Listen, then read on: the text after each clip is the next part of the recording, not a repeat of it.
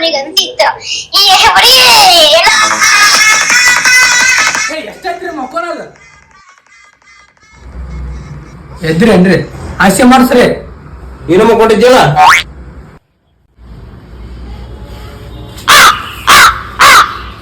ನಮ್ಮ ಮಕ್ಕಳು ಮೆಡ್ಸಿನ್ ನೋಡೋಣ ಕಸ ಹೊಡಿಯೋದು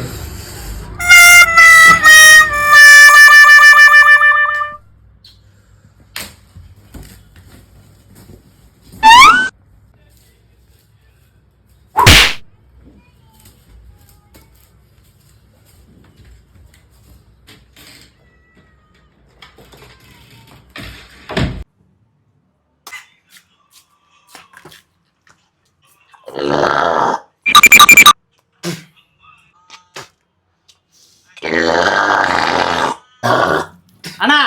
ಅಲ್ಲಿ ಬಾಂಡೆ ಸಾಮಾನು ತೊಳಿತೀವಿ ಅಲ್ಲಿ ಉಗುಳಕ್ ಹೋಗ್ಬಿಡ್ರಿ ಹೊರಗೆ ಹೋಗಿ ಏನಾರ ಮಾಡ್ರಿ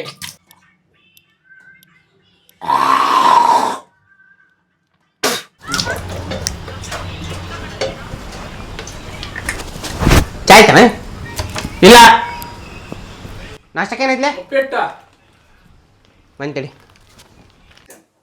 ಮೊಸರು ತಂಬೋಲೆ ಅಣ್ಣ ಇಲ್ಲ ರೊಕ್ಕ ಎಲ್ಲೇ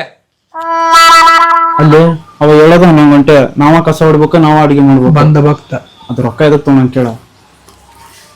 ಅಣ್ಣ ರೊಕ್ಕ ಎಲ್ಲೇ ಚಾ ಕುಡ್ದು ಬಂದೆ 30 ರೂಪಾಯಿ ಇತ್ತ